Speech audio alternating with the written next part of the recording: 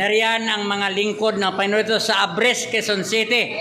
Mga magaganda, mga batang-bata pa. At habang tumatagal, lumalakas ang kanang pananampalataya.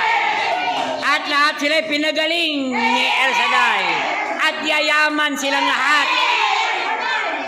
At sila ay patuloy nga gagamitin pa ni El Shaddai. Yang sino man sila manonood yan, lalakas din kayo.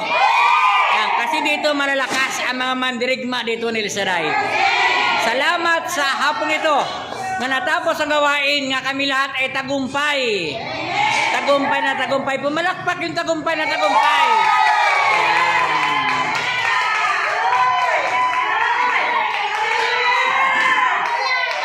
Merry Christmas! Merry Christmas! Praise the Lord.